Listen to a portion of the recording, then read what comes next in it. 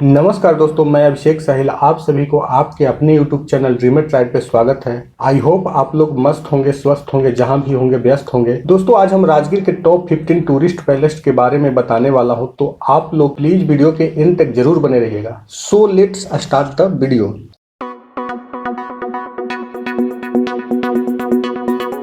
Number 15 पे है दोस्तों जयप्रकाश उद्यान। समाज सेवी और स्वतंत्रता सेनानी जयप्रकाश नारायण के नाम पर रखा गया है। सबसे पहले तो इस पार्क में जाने के लिए टिकट लेना होगा, जो कि 5 रुपये का होगा। पार्क के अंदर खाने पीने की कोई भी सामान वर्जित है, वो इसलिए कि लोग गंदगी फैला देते हैं। इस पार्क में आपको बहुत सारे मंकी मिल सकते हैं, तो थोड़ा मंकी से सावधान रहिएगा। और इस पार्क में रंग बिरंग फूल मिलेंगे। बच्चों को खेलने के लिए भी बहुत कुछ बनाया गया है। पार्क के अंदर साफ सफाई का काफ़ी ज़्यादा ध्यान दिया जाता है। नंबर 14 पे है दोस्तों मनियार मठ। मनियार मठ मशहूर पुरातात्विक जगह है, जहां खूबसूरत नज़ारों के बीच प्राचीन मंदिर के खंडहर हैं। लोग इसे महाभारत कालीन राजा जरासंध के समय का बना हुआ बताते हैं। स्थानीय लोगों की माने तो इस मंदिर में राजगृह के राजा महाराज जरासंध पूजा किया करते थे।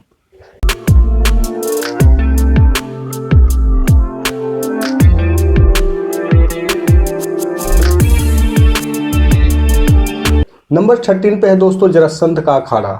यह मुख्य रूप से चंद्रवंशी राजा महाराज जरासंध की वह युद्ध भूमि है, जहां पांडु पुत्र भीम से उनका युद्ध हुआ था। इसकी कहानी महाभारत काल से जुड़ी है।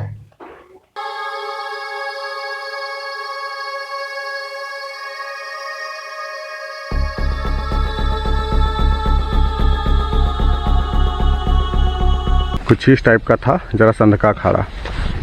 और ताला बंद है, अंदर किसी को जाने नहीं दिया जाता है। और एक बार आप इधर का व्यू देख लीजिए।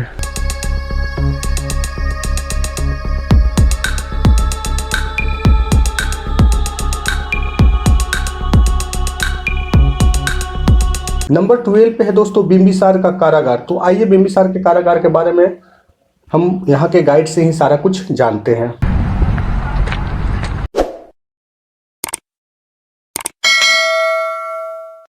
तो गाइस अभी हम लोग बिंबिसार जेल के पास आए हैं, जैसा कि मैंने पहले बताया। और यहाँ पे जो टूरिस्ट गाइड हैं उनका नाम है नंदलाल वर्मा। तो आइए इनसे कुछ इसके बारे में जानते हैं। बताइए कि ये क्या है। ये मगध नरेश राजा बिंबिसार का कारागार। हाँ। और ये 5th सेंचुरी BC का ये जगह है। अच्छा। ओनली फॉर एक आदमी के लिए जेल थे स्पेशल, जो मगध का किंग बिंबिसार थे। तो राजा बिंबिसार बौद्ध माइंडेड थे, उनका लड़का अजातशत्रु जैन माइंडेड थे। तो राजा बिंबिसार बौद्ध माइंडेड होने के कारण बुद्ध विकास में अपने संपत्ति को खर्च कर रहे थे। तो अजातशत्रु ने मना किया अपने पिता को कि ऐसा नहीं करो, ये तो चंद दिनों में सारा संपत्ति बर्बाद हो जाएगा और आपका नाम निशान भी खत्म हो जाएगा। परंतु ये बात को नहीं माने। क्रोध में आकर, गुस्से में आकर अपने पिता को कैद करके यहाँ पर जेल बनवाकर बंदी बना दिया। क्यों जेल बनवाया? यहाँ पे सामने गृतकूट पर्वत है। इसी गृतकूट पर्वत के ऊपर भगवान बुद्धा बैठकर उपदेश दिया करते थे, इसलिए यहाँ पर जेल बनवाया गया था। और जेल के रूम के विंडो द्वारा एवरीडे भगवान बुद्ध का दर्शन कर रहे थे सुबह शाम। इतना ही नहीं, अजातशत्रु ने अपने पिता को बंदी बनाकर खाना पीना भी बंद कर दिया, किसी व्यक्ति से मिलना भी बंद कर दिया। और अपने मंत्री संतरी के साथ यहाँ पे आके बुरी तरह पिटाई करने लगा अपने पिता को। एक दिन इतनी बुरी तरह से पिटाई किया कि दोनों पैर का तलवा को चाकू से काटकर नमक रगड़ दिया, फिर भी नहीं मान सके। इसीलिए अजातशत्रु का उपनाम रखा गया पितृहंता, पिता को हनन करने वाला। इसी बीच अजातशत्रु को एक लड़का पैदा लिया, जिसका नाम रखा उद्यान राजा। वो काफ़ी धूमधाम से उत्सव मना रहे थे, खुशी मना रहे थे। उस वक्त दिमाग चेंज किया अजातशत्रु को कि आज मेरा एक लड़का पैदा लिया है, तो इतना धूमधाम से उत्सव मना रहा हूँ, कल मैं भी पैदा लिया होगा तो मेरे पिता ने इसी तरह धूमधाम से उत्सव मनाया होगा। ओह माय गॉड, चलो आज पिताजी को जेल से मुक्त कर दिया जाए। अपने महल से अपने मंत्री संतरी के साथ चल कर आए रहे थे अपने पिता को जेल से मुक्ति दिलाने हेतु। परंतु राजा बिंबिसार को यह बात मालूम पड़ गया कि अजातशत्रु फिर आ रहा अपने मंत्री संतरी के साथ, हो सकता है आज मुझे जान मार डालेगा। काफ़ी घबरा गए, भयभीत हो गए, अब क्या करूं मैं। संजोग की बात कहा जाए, राजा बिंबिसार के हाथ में एक डायमंड रिंग था, वो चाट कर प्राण को यहीं पे सुसाइड कर लिए। 1861 में यहाँ पर ब्रिटिश गवर्नमेंट का डायरेक्टर लॉर्ड कनिंघम के द्वारा खुदाई करवाए तो एक पत्थर का रूम बरामद हुआ। उसी रूम के अंदर से हाथ का हथकड़ी बरामद हुआ। ये सब काफ़ी कीमती होने के कारण यहाँ से ले जाकर नालंदा का म्यूजियम में सुरक्षा हेतु शिफ्ट कर दिया। नंबर 11 बेनुवन। यह जापानी टेम्पल के पास में ही है। दोस्तों बेनुवन एक कृत्रिम जंगल है। शांति और ध्यान का आनंद लेने के लिए एक पार्क है। यह भगवान बुद्ध के लिए सम्राट बिंबिसार द्वारा बनाया गया एक खूबसूरत मठ था, जिसे अब फिर से और खूबसूरत बनाया गया है। नंबर 10 पे है दोस्तों जापानी टेम्पल। दोस्तों जापानी टेम्पल पांडु पोखर और बेनुवन के समीप है। जापानी टेम्पल जितना बाहर से खूबसूरत है, उससे कहीं ज़्यादा टेम्पल के अंदर खूबसूरती है। तो आइए दोस्तों मैं अंदर से आपको सीन दिखाता हूँ।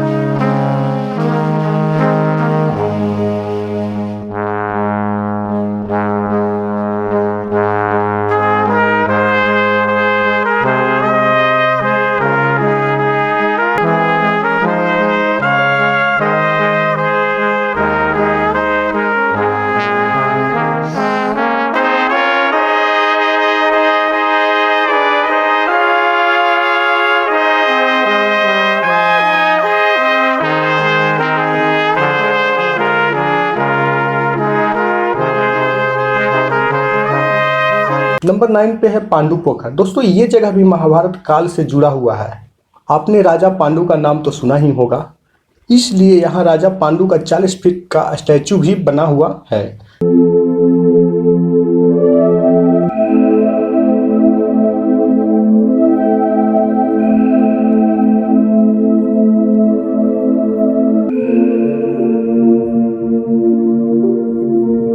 दोस्तों पांडु पोखर में आप बहुत सारे एडवेंचर कर सकते हैं, जैसे कि zip line,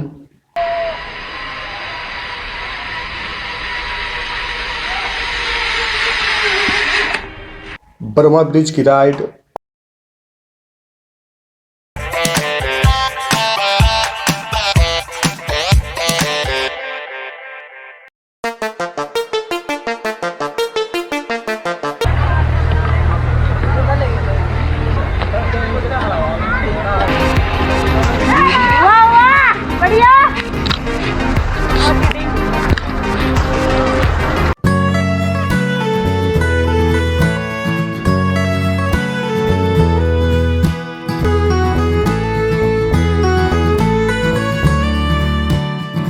horse ride, boating और बहुत सारे गेम खेल सकते हैं।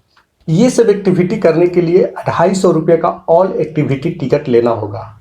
ऐसे आप सिर्फ पार्क में घूमना चाहते हैं तो 75 रुपीज़ का सिंगल एक्टिविटी टिकट लेना होगा। नंबर 8 पे है दोस्तों सोन भंडार।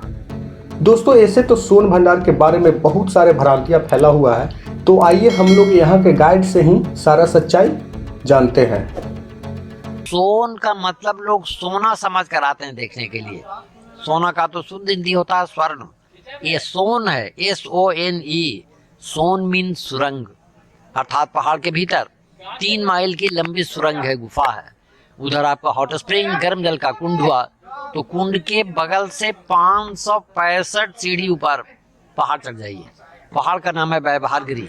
बैबहारगिरी पहाड़ी के ऊपर में सप्तपर्णी गुफा, पिपली गुफा है, खुला हुआ है। उन गुफाओं का अंडरग्राउंड रास्ता यहाँ तक बताया गया है।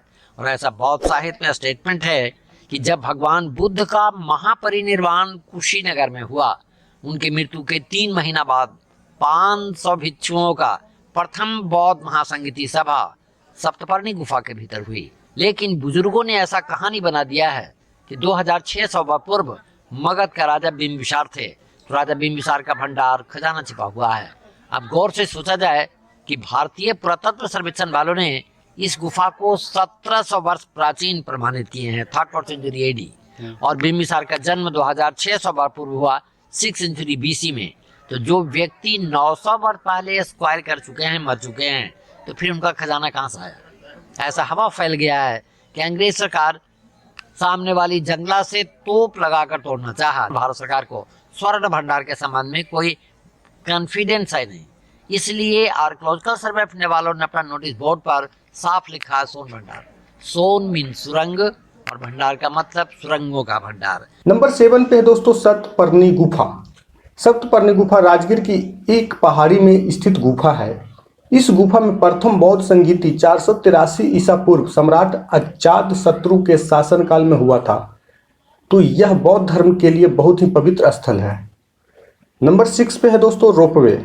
यह रोपवे जो आप देख रहे हैं यह 1969 ईस्वी में बना था और यह बिहार राज्य का पहला रोपवे है। दोस्तों आपको एक और इंटरेस्टिंग बात बता दूं कि हेमा मालिनी और देवानंद की 1970 की फिल्म जॉनी मेरा नाम का एक सॉन्ग की शूटिंग इसी रोपवे पर हुई है। यह रोपवे सिंगल सीटर है। राजगीर की रत्नागिरी पहाड़ी के शिखर पर बना विश्व शांति स्तूप तक जाने के लिए बनवाया गया था, लेकिन अब सिंगल सीटर रोपवे के साइड में ही 8 सीटर रोपवे का निर्माण किया गया है। इसमें आप अपने परिवार संग सुरक्षित रोपवे का आनंद ले सकेंगे और बड़े आराम से शांति स्तूप तक जा सकते हैं। नंबर 5 पे दोस्तों हॉट स्प्रिंग यानी गर्म कुंड। पूरे राजगीर में विश्व शांति स्तूप के बाद दूसरा सबसे पवित्र स्थान गर्म कुंड ही है यानी हॉट स्प्रिंग। पौराणिक कथा के अनुसार भगवान ब्रह्मा के मानस पुत्र राजा बसु ने ब्रह्म कुंड के परिसर में ही एक यज्ञ कराया था। इसी समय यहाँ पर आए देवी देवताओं को एक ही कुंड में स्नान करने में काफ़ी ज़्यादा परेशानी होने लगी। तभी ब्रह्मा ने यहाँ पर 22 कुंड और 52 जलधाराओं का निर्माण कराया था। आप देख सकते हैं इस फोटो में 22 कुंड का नाम।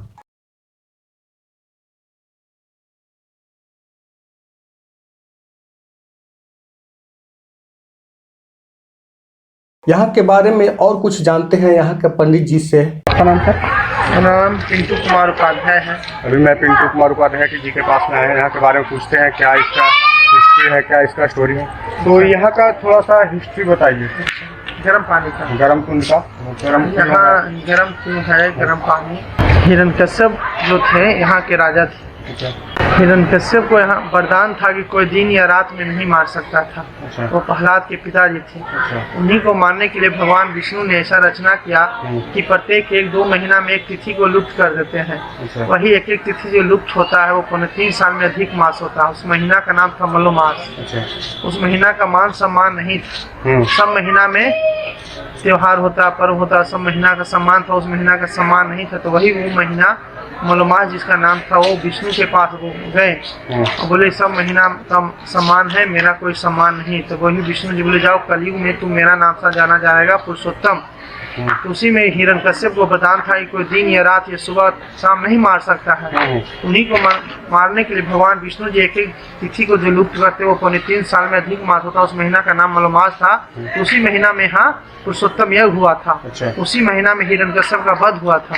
उसी महीना में 3 साल पर 1 महीना जो अधिक होता है यहाँ मलमास का मेला लगता है। उस महीना में यहाँ मानता है कि 33 कोटि देवी देवता का यहाँ वास रहता है। उसी महीना में हिरण्यकश्यप का वध हुआ था। जब हवन हुआ तो बोले यहाँ का महत्व क्या रहेगा। ब्रह्मा जी अपने तपोबल से गर्म पानी का उत्पन्न किए और सभी ऋषि मुनि जो आए तो वही सब वहाँ 22 कुंड 52 झरना है। सभी कुंड में भगवान अपने अपने जो उनका नाम से कुंड है वहाँ स्नान करते थे। यहीं के राजा जरासंध भी थे, ये मगध की राजधानी थी। नंबर 4 पे दोस्तों घोड़ा कटोरा। वैसे तो घोड़ा कटोरा मुख्य रूप से एक प्राकृतिक झील है जो पंचशील पहाड़ी के बीच में स्थित है। झील के बीचों बीच भगवान बुद्ध की प्रतिमा बनाया गया है जो कि 70 फीट का है और इंडिया का दूसरा सबसे बड़ा बुद्ध का प्रतिमा है। नंबर 3 पे है दोस्तों जंगल सफारी। जी हाँ दोस्तों, सही सुना आपने। अब जंगल सफारी करने के लिए बिहार वासियों को गुजरात या फिर छत्तीसगढ़ नहीं जाना पड़ेगा, क्योंकि आप बिहार के नालंदा जिले के राजगीर में ही सफारी का आनंद ले सकेंगे। दोस्तों जंगल सफारी का निर्माण सोनगिरी पहाड़ी की गोद में बिहार के सीएम श्री नीतीश कुमार जी के द्वारा करवाया जा रहा है। प्रोजेक्ट की लागत लगभग 177 करोड़ रुपए है। हालांकि 2020 में प्रोजेक्ट पूरा होना था, लेकिन कोरोना की वजह से जुलाई 2021 तक भी पूरा नहीं हो सका है, बट उम्मीद करता हूं कि आम नागरिक के लिए जल्द ही शुरू होगा। Number 2 nature safari. दोस्तों नेचर सफारी जाने के लिए सोन भंडार के पास से ही आपको बस मिलेंगे। सोन भंडार से नेचर सफारी तक की दूरी लगभग 10 से 12 किलोमीटर है। दोस्तों नेचर सफारी तक जाने के लिए प्राइवेट वाहन वर्जित है। गवर्नमेंट द्वारा चलाई गई पोल्यूशन फ्री वाहन से ही आपको जाना होगा। नेचर सफारी में बहुत सारे एडवेंचर का निर्माण करवाया गया है, जैसे ग्लास ब्रिज,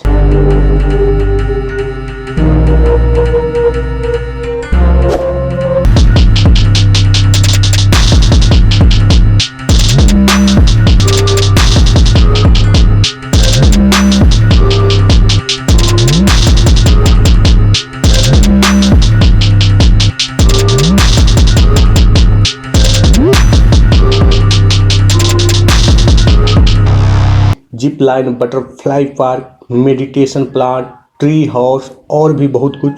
हर एक एडवेंचर करने के लिए आपको कुछ रुपये पे करना होगा। नंबर 1 पे है दोस्तों विश्व शांति स्तूप। इस शांति स्तूप को जापान के फूजी गुरुजी ने निर्माण करवाया था। इसका शिलान्यास तत्कालीन राष्ट्रपति डॉक्टर सर्वपल्ली राधाकृष्णन के द्वारा 1965 ईस्वी में रखा गया था तथा उद्घाटन राष्ट्रपति बीवी गिरी जी द्वारा 1969 ईस्वी में किया गया था। विश्व शांति स्तूप बनाने का मुख्य उद्देश्य यह था कि जापान में हुए परमाणु हमले के यादगार और विश्व शांति का संदेश देने के लिए बनवाया गया था। विश्व शांति स्तूप राजगीर के रत्नागिरी पहाड़ी पर स्थित है। शांति स्तूप तक जाने के लिए आप रोपवे का सहारा ले सकते हैं। इसके लिए आपको रोपवे का टिकट लेना होगा। ऐसे आप ट्रैक करके जा सकते हैं। ट्रैक करने में आपको 1.5 घंटे का समय लग सकता है। तो दोस्तों कैसा लगा वीडियो आप कमेंट करके जरूर बताओ और वीडियो को एक लाइक जरूर करना। और इसी तरह के वीडियो देखने के लिए हमारे चैनल को अभी से सब्सक्राइब कर लीजिए, साथ ही बेल आइकन प्रेस कर लीजिए ताकि आने वाले हर वीडियो का नोटिफिकेशन आप तक सबसे पहले पहुंचेगा। तो वीडियो यहीं पे समाप्त करते हैं and bye bye and take care.